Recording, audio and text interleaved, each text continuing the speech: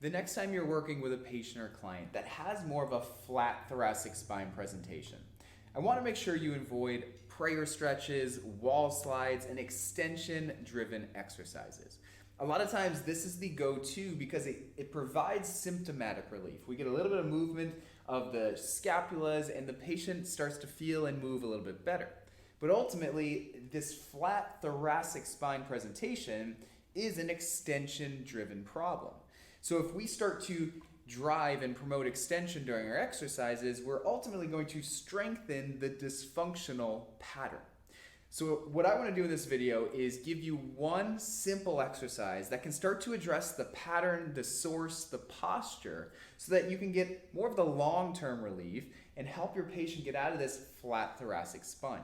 To start addressing the source, we need to take a step back. We need to take the blinders off, we need to remove our tunnel vision, and we need to ask better questions.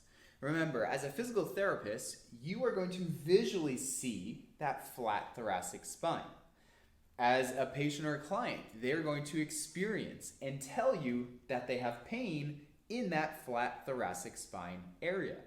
This is why it's the perfect recipe for someone to get really focused and really tunnel vision and just start to do and perform exercises in this area. However, it's going to give short-term relief, but it's going to ultimately strengthen the dysfunction. What I mean is, if you're still in a flat thoracic spine position and you start doing shoulder exercises and you start doing extension-based exercises, you may improve the ability for the scapula or the shoulder to move in that short term, but you've neglected the rest of the body. They now have better mobility in their dysfunctional pattern. So what we need to do when we take that step back, we need to ultimately start at the pelvis. And we need to recognize that most of the time, someone with a flat back posture is going to be with a pelvis that is tipped anteriorly. This anterior direction is going to drive extension and internal rotation. So what does that do? That starts to have all these back muscles on all the time, pulling into extension. It starts to get them really good at internal rotation and power-based movements, but gets them really bad at more of a flexion or externally rotated based movements. Now, that's just step one. The second part is, how does breathing get affected by that? What happens here from all this compression?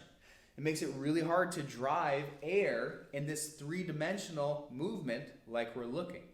So to fix the source, we need to recognize and understand we need to get them good at what they're bad at. We need to start and recognize and understand that the whole body comes into play and that this is a whole system problem.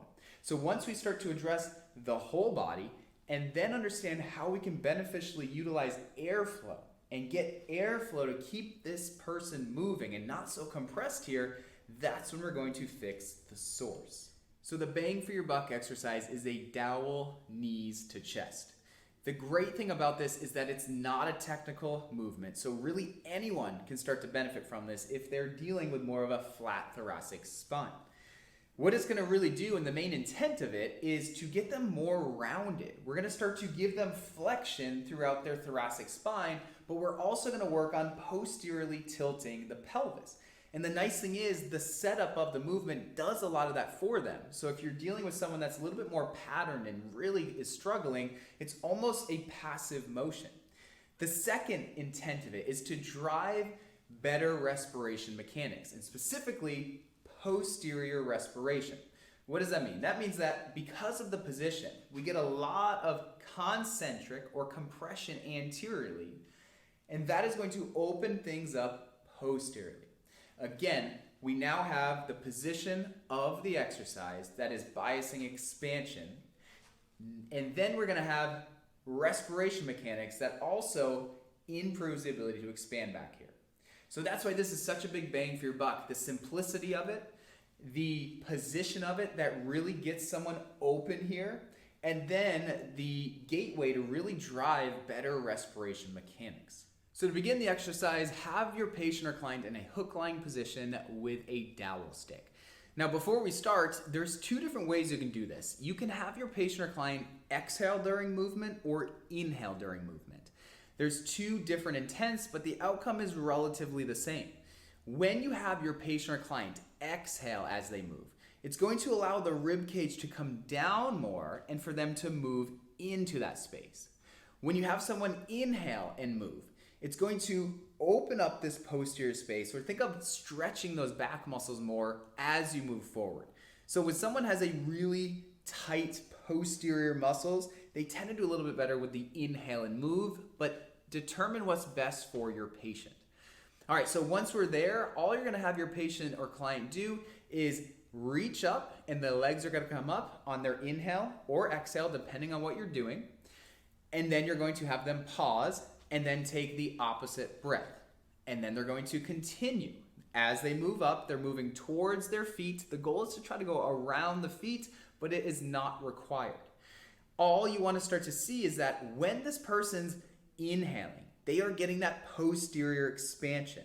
So they aren't shrugging up, they aren't compensating with their neck, they aren't extending back. They're in a very rounded position, and when they breathe, because of that rounded position, they get that posterior expansion. Now, if that's too intense and your patients experience neck pain or any sort of discomfort, go for the passive version. The passive version tends to work really well, especially for those that are really patterned, and it's the same thought process. The only difference is that you start with the stick on the feet, so they're already in that rounded position. And then what you do is you use the feet for leverage. So as you inhale, the feet are going to push out. That pushing out is going to protract the scapulas and essentially open up that posterior scapular area. So this is going to bias more airflow to go back there. So again, we're inhaling and pushing the feet out here, exhale, maintain, and then you repeat, inhale, push the feet out, exhale, maintain. So I hope you found that valuable. Let's go over some of the big takeaways from the video. The next time you're addressing a flat thoracic spine, I want you to understand that it's a full body problem. So try not to get tunnel vision at the thoracic spine, and understand that the pelvis is very much so integrated into this dysfunction. And then when you go to choose exercises, especially if you're working with someone that is really patterned, pick an exercise that is going to be a bang for your buck. One that positionally is going to set your patient or client up for success. Positionally, it's going to set your patient or client up for respiration success as well. And what we're really trying to do is integrate the two of respiration and positions that they're not good at to ultimately fix the source of the problem.